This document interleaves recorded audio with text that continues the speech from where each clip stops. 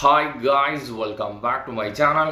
Champions ലീഗിൽ നടന്ന Bayern Munich versus Bayer Leverkusen മത്സരം 3-0 എന്ന ഗോൾ സ്കോറിനാണ് ബയൺ മ്യൂണിക് വിജയം കരസ്ഥമാക്കിയത്. ബയൺ മ്യൂണിക്കിന് വേണ്ടി ഹാരി കെയ്ൻ, മുസിയാല എന്നിവരാണ് ഗോൾ സ്കോർ ചെയ്തിട്ടുണ്ടായിരുന്നത്. ഈ ഒരു സീസണിൽ 21 ഗോളാണ് ഗായ്സ് ഹാരി കെയ്ൻ നേടിയിരിക്കുന്നത്. പക്ഷേ ഓൾമോസ്റ്റ് എല്ലാവരും പറയുന്ന ഒരു കാര്യമാണ്, ഹാരി കെയ്ൻ പോകുന്ന ടീം ഒരിക്കലും ട്രോഫി വിൻ ചെയ്യില്ല എന്നുള്ള കാര്യം. പക്ഷെ അത് നോക്കുന്ന സമയത്ത് അത് സത്യമാണ് എന്ന് വിശ്വസിക്കാതെ വേറെ വഴിയില്ല.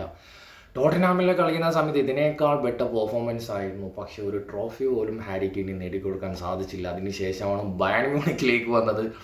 ഇത്രയും സീസൺ നിരത്തി ടൈറ്റിൽ വിന്നറായ ടീമാണ് ബയൺ മ്യൂണിക്. പക്ഷേ ഹാരി കെയ്ൻ വന്നതിന് ശേഷം ഹാരി കെയ്ൻ ടോട്ടൻഹാമിൽ എങ്ങനെയാണ് കളിച്ചത് അദ്ദേഹം ആ ഒരു സെയിം ഒരു ലീഗിലേക്ക് പോകുന്ന സമയത്ത് പെട്ടെന്നൊരു ചേഞ്ചസ് വരുന്ന സമയത്ത് ഇപ്പോൾ മെസ്സി ആയാലും റൊണാൾഡോ ആയാലും ബെൻസിമ ആയാലും എല്ലാ വലിയ പ്ലേയേഴ്സിനെ കമ്പയർ ചെയ്യുന്ന സമയത്ത് മെസ്സി PSG പോയ സമയത്ത് ഒന്ന് സെറ്റാവാൻ വേണ്ടിയിട്ട് കുറച്ചൊരു സമയത്ത് ഫസ്റ്റ് ഗോൾ സ്കോർ ചെയ്യുന്നത് സിറ്റിക്കെതിരെയുള്ള ആ ഒരു മാച്ചിലാണ്.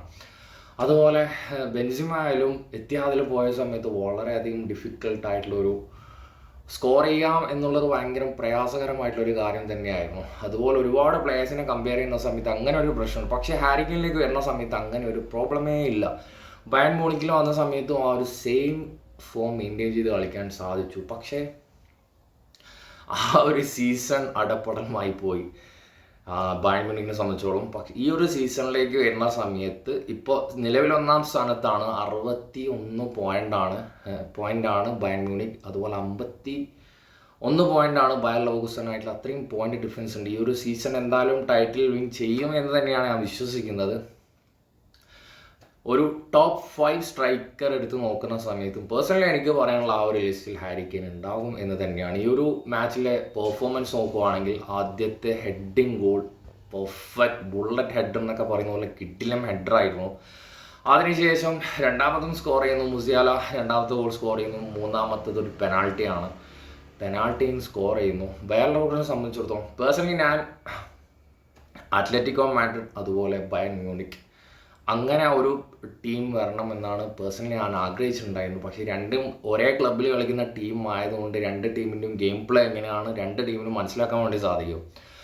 പക്ഷേ ലെവർകുസന് എന്ത് സംഭവിച്ചോ എന്ന് ചോദിച്ചാൽ ആദ്യം തന്നെ ആ ഒരു റെഡ് കാർഡ് കിട്ടിയതിന് ശേഷം അത് കിങ്സ്ലി കോമനെയാണ് ഫൗൾ ചെയ്തത്. പക്ഷെ അത് റെഡ് കാർഡ് കൊടുക്കേണ്ട ഒരു ഫൗള് തന്നെയായിരുന്നു. അത്യാവശ്യം വളരെ ഹാർഡായിട്ടുള്ളൊരു ഫൗള് തന്നെയായിരുന്നു. അതിനുശേഷം സാബിയുടെ ആ ഒരു റിയാക്ഷൻ കണ്ടവർക്ക് മനസ്സിലാവും. വളരെ രീതിയിൽ അഗ്രസീവായിട്ടുള്ളൊരു സാബിയാണ് കാണാൻ വേണ്ടി സാധിച്ചത്. കാരണം ഒരു പ്ലെയർ അതും 20-25 മിനിറ്റിൻ്റെ ആ ഒരു ഗ്യാപ്പിലാണ് ഫസ്റ്റ് റെഡ് കാർഡ് കിട്ടുന്നത്.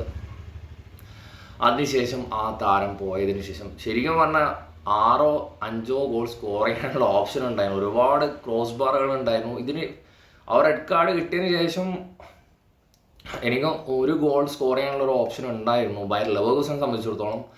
പക്ഷേ അത് ഫിനിഷ് ചെയ്യാൻ സാധിച്ചില്ല. അതിനുശേഷം സെക്കൻഡ് ഹാഫിൽ വരുന്ന സമയത്തും വലിയ രീതിയിലുള്ള ഇമ്പാക്റ്റ് കൊണ്ടുവരാനൊന്നും സാബിയുടെ ടീമിന് സാധിച്ചില്ല എന്ന് തന്നെയാണ് ഗൈസ് എനിക്ക് പറയാനുള്ളത്.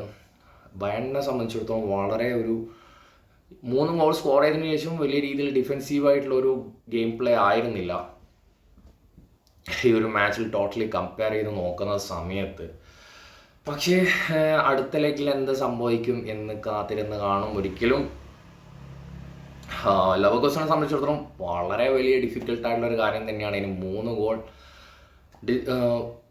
ഗോൾ സ്കോർ ചെയ്തിട്ട് ഈ നെക്സ്റ്റ് ലെഗ് വിൻ ചെയ്യുക എന്നുള്ളത് വളരെ വളരെ ഡിഫിക്കൽട്ടായിട്ടുള്ള കാര്യം തന്നെയാണ്. പക്ഷേ ലെവർകുസനെ സംബന്ധിച്ചിടത്തോളം അങ്ങനെ പെട്ടെന്ന് എഴുതി തള്ളാൻ സാധിക്കില്ല എന്ന് തന്നെയാണ് ഞാൻ വിശ്വസിക്കുന്നത്. എന്തായാലും കാത്തിരുന്ന് കാണാം.